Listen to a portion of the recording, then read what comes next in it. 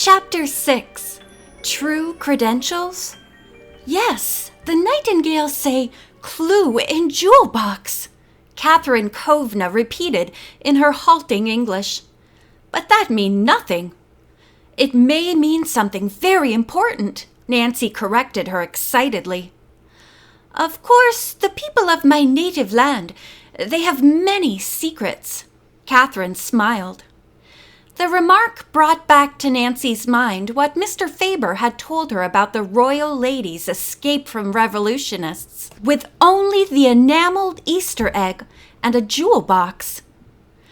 There may be a connection between the two, she said to herself. The question is, does Mrs. Alexandra know that or not? Is the clue a political secret the woman cannot reveal?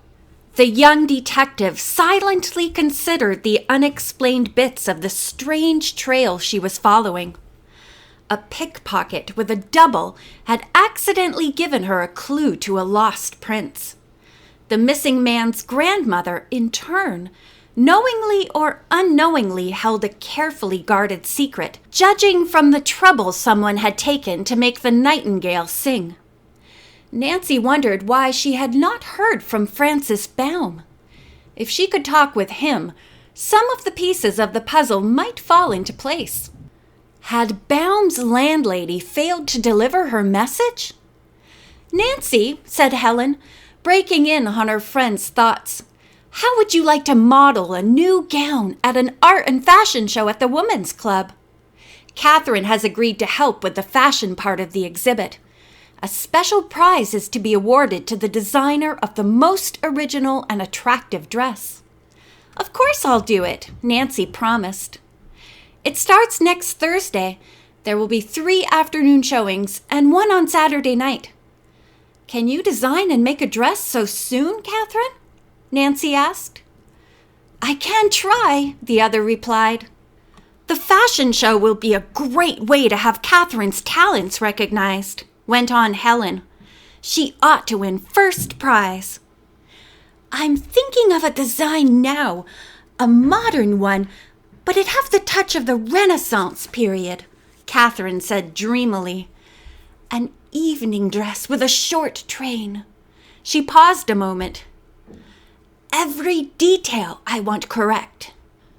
The following afternoon, Nancy went to the Archer home for the first fitting. The dress was barely started, but she could tell that it would be beautiful.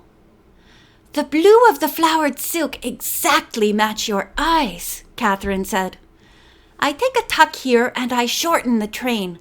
Then tomorrow it is finished, and your reputation will be made," Helen cried gaily. "With Nancy modeling the dress, you're certain to get many clients." Nancy laughed. "I'll do my best." She knew that Catherine's success meant everything to her. In the meantime, Nancy intended to devote every moment possible to finding Francis Baum. "Why so quiet, Nancy?" Mr. Drew inquired at breakfast the next day. His daughter had no chance to reply. From outside came a shrill scream, unmistakably the voice of Hannah Gruen. Thoroughly alarmed, the Drews ran to the front door.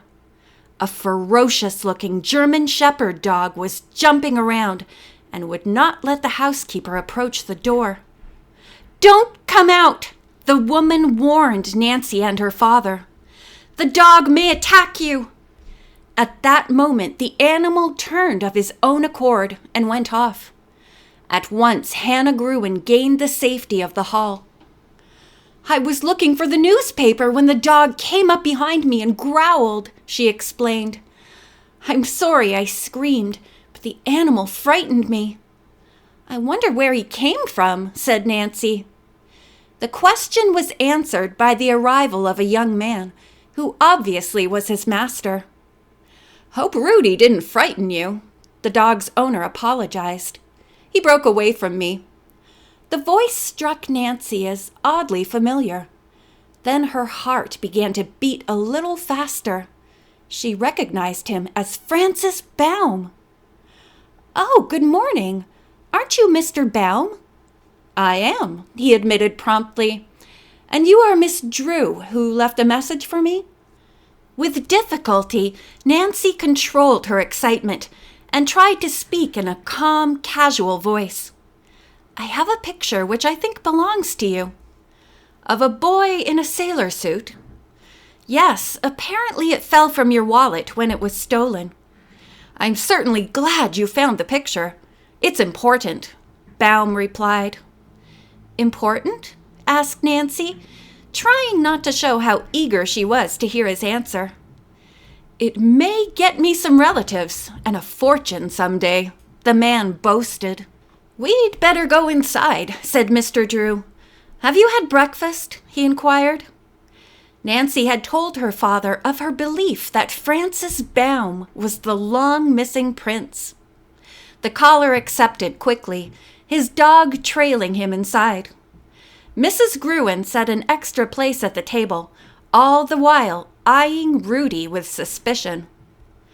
Mr. Drew reopened the conversation by asking where their guest had been born. Nancy was not surprised to hear that it was in Mrs. Alexandra's native land. When did you come to this country, Mr. Baum? Her father inquired. Don't remember exactly. I was just a little kid when I was brought to America. Nancy tried not to notice that Mr. Baum was cramming toast into his mouth and clattering the silverware noisily as he ate. Surely the nurse of a prince would have taught him better table manners. Without any prodding, Baum added, I wouldn't mind locating some of my real folks, but I don't know how to do it.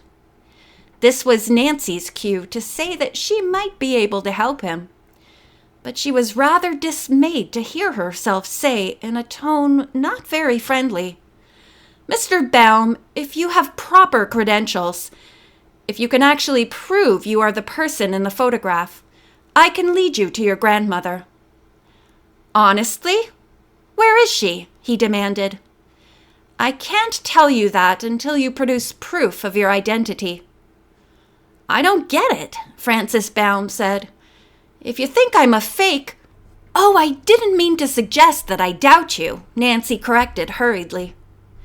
Bring your credentials to us soon, Mr. Baum, said Carson Drew, his tone ending the interview. And thank you for calling. As soon as the young man had gone, Hannah voiced her candid opinion of him. If he's a lost prince, then I'm a queen. Did you see the way he gobbled his food? Mr. Drew frowned. I guess he was very hungry. Mrs. Gruen continued. He didn't show any refinement at all. He talked rather well at first, Nancy remarked, but toward the end he almost seemed like a different person.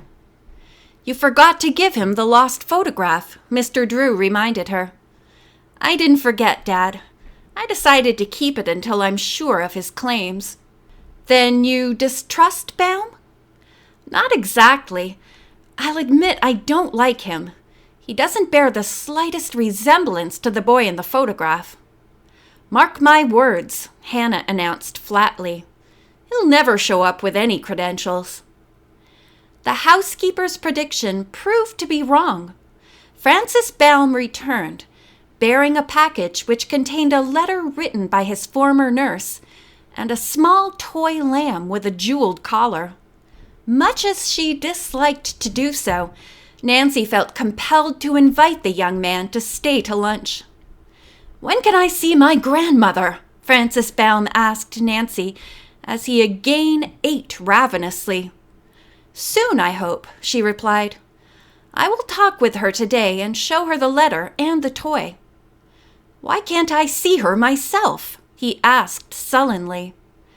I have my reasons, Nancy replied. If you expect me to help, you'll have to wait. Your credentials seem satisfactory, but only your grandmother can determine whether or not they're genuine. She'll recognize these things all right, he replied confidently. 3:00 found Nancy seated in Mrs. Alexandra's home, with the letter spread out on a table between them. A lump came into her throat as she watched the woman caress the toy lamb. My darling grandson played with this in his nursery, the former queen said, smiling. I gave it to him on his 3rd birthday.